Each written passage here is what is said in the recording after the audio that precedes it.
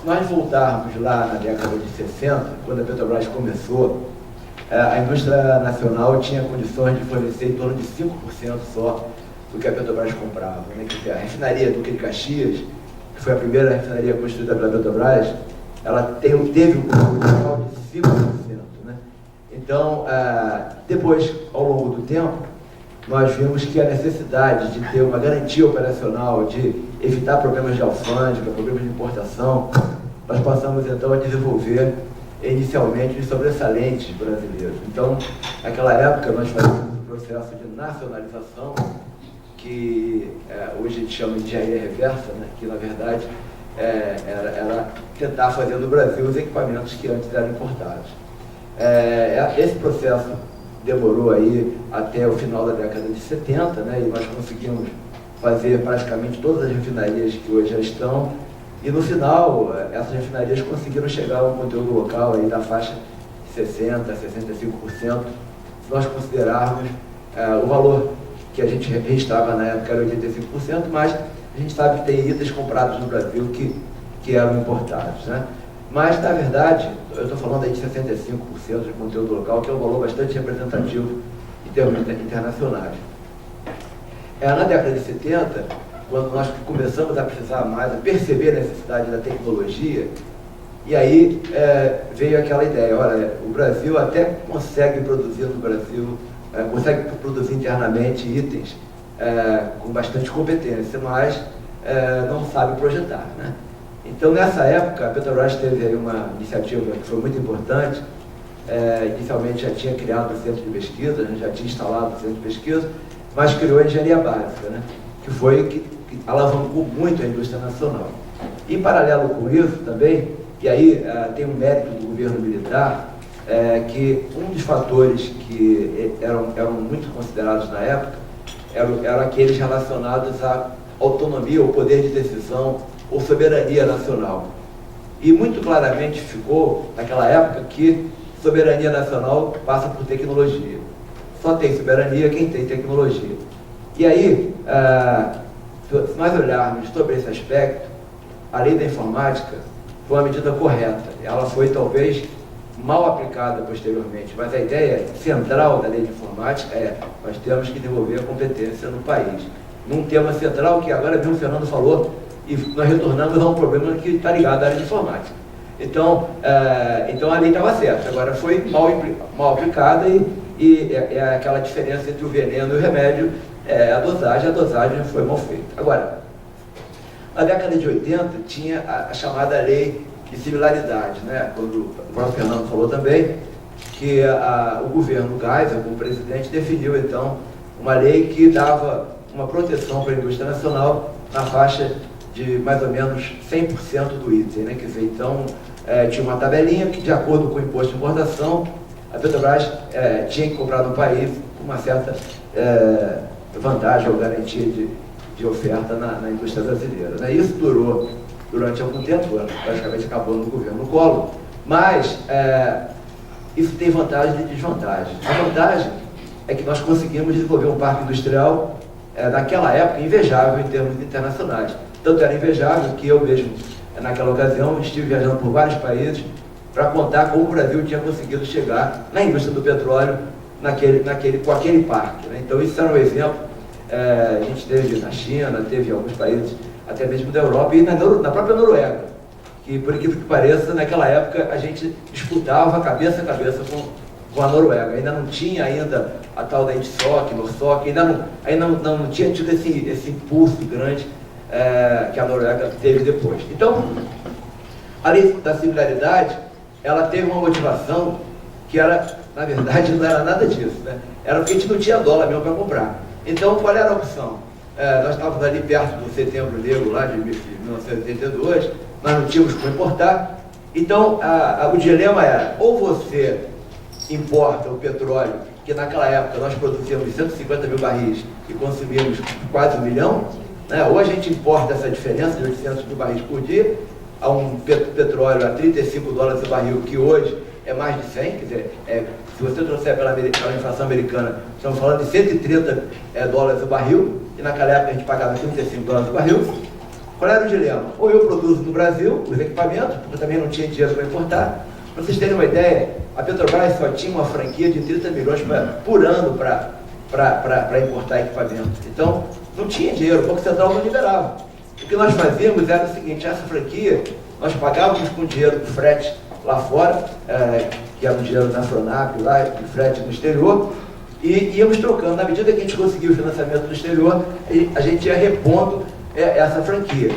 Foi assim que a gente conseguiu desenvolver a indústria. Agora, tinha uma motivação que era, ou eu faço assim ou não faço. Agora, o que não se pode dizer é que aquele modelo que teoricamente era de protecionismo, ele é o que se pretende hoje. O cenário é completamente diferente. Hoje nós estamos num cenário, aliás, nós já passamos por um cenário intermediário, que foi o cenário da década de 90, né, onde teve aquela história do engenheiro que virou suco, né, quer dizer, a gente perdeu muito a nossa capacitação de investimento, isso aconteceu mesmo, mas no final da década de 90, o que aconteceu foi o seguinte: foi aberto o mercado de petróleo, a Petrobras perdeu o monopólio, e o nosso medo era o seguinte: as empresas que vierem para o Brasil, elas vão trazer seus fornecedores lá de fora, elas não vão comprar aqui. Então o Brasil vai perder o que a Petrobras estava comprando e não vai ter a compensação em termos de desenvolvimento industrial. E aí a ANP teve a sábia decisão de colocar nos contratos de concessão uma cláusula de conteúdo local. Isso foi um ponto importante. Agora, naquele momento, a importância do conteúdo local era não permitir que os estrangeiros trouxessem os seus tradicionais fornecedores.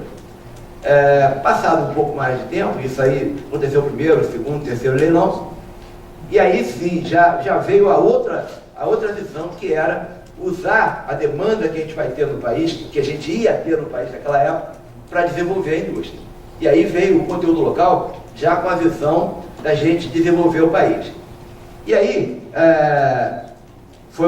o Lula teve um grande mérito aí de desenvolver o estaleiro, mas esse mérito ficou muito simplificado na medida que ele não teve a visão completa. Porque, se nós olharmos aqui, o professor Adilson falou ali a respeito da garantia de compra, que o empresário gosta de garantia de compra, mas a indústria naval, a indústria de estaleiros, na verdade, ela só progrediu porque teve uma série de incentivos de política industrial, e isso sim, de política industrial, e que não foram repassados para os outros elos da cadeia da indústria.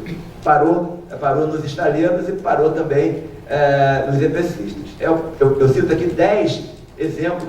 Um deles é o Funimária Mercante, que é um financiamento em condições competitivas com as condições internacionais. É o único financiamento no Brasil que é competitivo com a indústria internacional e que não repassa na cadeia, ele para no estaleiro. Quer dizer, ele é limitado no estaleiro. O outro motivo que os empresários não conseguem pegar o dinheiro, talvez um pouco mais barato, é falta de garantia. Quanto menos garantia, mais caro é o dinheiro. E, na verdade, os estaleiros têm um fundo garantidor também, que garante os empréstimos. Essa é uma outra vantagem. Depois, eles tiveram uma encomenda de um número de navios, de uma quantidade de navios, que viabilizou o estaleiro. Então, a encomenda de 10 anos, de 10 navios, pagou praticamente o estaleiro. Terceiro, foi autorizado o estaleiro virtual. Hoje em dia, para você fazer uma indústria, você tem que, para se cadastrar, você tem que provar que tem tradição. Então, é aquela história do Tostines, né? Porque ele não tem tradição porque a indústria é nova. E não vende porque não tem tradição. Então, é um outro ponto. E na indústria naval, se permitiu o estaleiro virtual. Primeiro faz o navio, depois faz o estaleiro em volta. Então, e aconteceu isso no Atlântico Sul. A outra coisa é a curva de aprendizado. Nenhum produto pode ser competitivo na primeira vez. A gente tem que amortizar projeto, tem que amortizar investimento nas instalações e tem que amortizar ajuste de processo. Então, você não pode querer que você desenvolva uma indústria sem uma curva de aprendizado. Isso foi concedido para os estaleiros também, porque os primeiros navios comprados pela Transpetro foram mais caros do que os navios que estavam sendo comprados naquela época. O que eles fizeram foi um pacote e uma manobra financeira, justamente do Fundo Marinha Mercante, como existe uma carência de 4 anos, o valor presente ficou melhor do que o valor presente de um navio importado. Esse foi o único modo. Só que isso parou no casco, não migrou para a indústria. Então, esse é o furo da política, né? A política industrial, ela para naquele nível, né? Um outro ponto também, eu não sou empresário, né? Eu sou profissional da área de petróleo, né? Eu estou dando consultoria para a Bimac, mas eu sempre acreditei na indústria nacional. E, inclusive, na Petrobras, dos últimos 7 anos, eu era o responsável pela política industrial. Eu era o superintendente da área que tinha política industrial embaixo de mim. Então, eu acompanhei esse assunto muito de perto. E, na verdade, o que a gente fazia, eu percebi isso claramente, é que o empresário ele tem 3 pilares para ele poder investir. O primeiro deles é a motivação, né? Ele tem que saber que vai ter chance. Ele tem que saber que a oportunidade vai aparecer. Existe um exemplo, o professor Dilson fez um estudo muito bem feito, só que as bases que deram para ele fazer o estudo não eram verdadeiras. Então, o que aconteceu? Ele disse que a indústria, o estudo dele chegou à conclusão, a indústria não vai ter condição de atender. Só que aquelas indústrias que acreditaram se deram mal. Porque o que ele falou que aconteceu, que não foi ele que falou, ele apenas coletou, não aconteceu. Então, nós temos aí como a Jaraguá, que é uma indústria nacional brasileira, ela construiu 2 fábricas, uma em Alagoas e uma em Recife, perto de Recife, né, em Pernambuco, e na verdade as fábricas estão vazias. A indústria hoje de caldeiraria, que é a base da indústria pesada em termos de desenvolvimento do setor de petróleo, hoje elas estão com carteira para 2 meses e meio e estão com 75% de ociosidade com um turno. Quer dizer, sem investir praticamente nada, só aumentando mais 2 turnos, você consegue triplicar a capacidade instalada. Então, esse ponto da motivação é fundamental. O segundo ponto é a infraestrutura, que também a gente não tem, né? Se você olhar a infraestrutura do Brasil, quando eu falo de infraestrutura, além das estradas, além dos portos, além de toda essa parte de apoio logístico, né? Não sei se vocês sabem, o Brasil carrega 20 dias de estoque a mais do que os Estados Unidos em todos os seus produtos. Ou seja, nós temos um capital mobilizado de 20 dias a mais que os Estados Unidos. Isso para soja, para tudo. Então, isso é o custo que está no nosso bolso, né? A gente não tem como suprir. Agora, além disso, a gente tem outros fatores. Por exemplo, a gente tem, todo mundo sabe, tem o câmbio, a gente tem a taxa de juros, que por mais que você limpe de juros, você nunca consegue limpar a cadeia toda, você nunca tira, por exemplo, o ICMS que está na gasolina que dirigiu o carro, que levou. Você não consegue. Por mais que você queira, o custo do Brasil. Então, tem a prova que você vai comprar um Corolla nos Estados Unidos, custa R$32 mil, e aqui custa R$75 mil, e é exatamente o mesmo carro. Então, esse é outro ponto, infraestrutura. Existe ainda um outro ponto que é fundamental, para mim é a base de tudo, porque ela esconde tanto a incompetência como a corrupção, que é a burocracia, né? Eu acho que a burocracia é, talvez, o escudo, né, daqueles que são incompetentes, porque se você fizer by the book, está sempre certo, ninguém vai te prender, né? Mas o cara é incompetente, mas é incompetente by the book. Então, se ele seguir o que está escrito na norma, ele faz um monte de besteira, mas está lá. Então, esse é um outro ponto.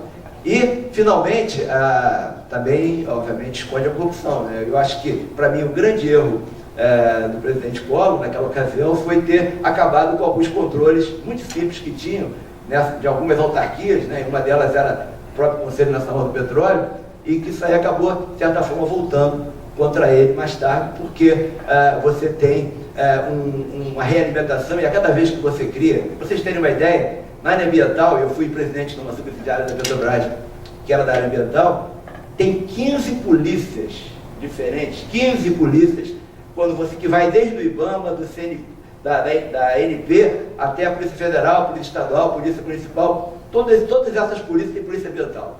Então, você ainda tem Ministério Público, estadual, federal, ou seja, tudo isso para mim é burocracia, é custo do Brasil, né? Se nós olharmos aí o julgamento do Mensalão, eu acho que se não tivesse feito nada, o Brasil tinha lucrado mais, porque o custo que nós tivemos aí, teve uma época que todo mundo parava para ver televisão, né?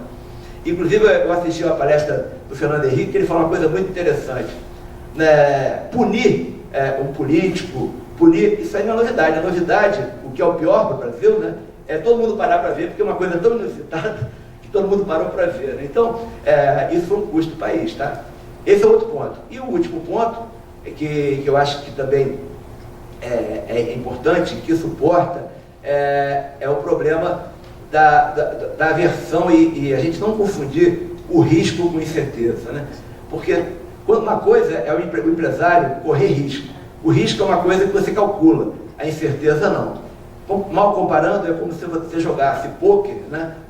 Onde você tem tudo certo, né? Você não tem nada, seu baralho é honesto, não tem câmera, não tem baralho marcado, não tem nenhum David Copperfield jogando contra você que vai fazer a carta sumir na mão dele. Então, isso aí, eu vou apostar, é uma medida de risco. Agora, na hora que eu vou jogar com alguém que eu não sei qual é o baralho, acontece muitas vezes aqui, porque você tem um plano de investimento e você aposta nele e ele não acontece. Quer dizer, então, você praticamente não tem como acompanhar. E, finalmente, do ponto de vista de tecnologia, se você não consegue enxergar o dia de hoje, muito menos o dia de amanhã, né? Que é o dia onde você vai ter tempo de desenvolver tecnologia.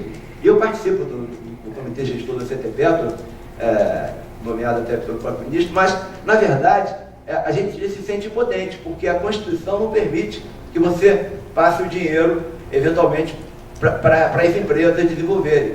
E para uma empresa conseguir um projeto, leva 2 anos. E quando ela consegue um projeto, aquele projeto já não tem mais necessidade, já passou da época. Então, voltando lá agora no conteúdo local para terminar, né, o ponto do conteúdo local que a gente vê hoje, ele está sendo aplicado como, dando outro exemplo, você está cuidando da febre soprando o termômetro. Porque o que a gente faz? A gente multa o comprador porque ele não alcançou o conteúdo local. Na verdade, o comprador não consegue comparar se o vendedor não conseguir vender. E para o vendedor conseguir vender, ele tem que seguir tudo aquilo que eu falei até agora, e que não tem.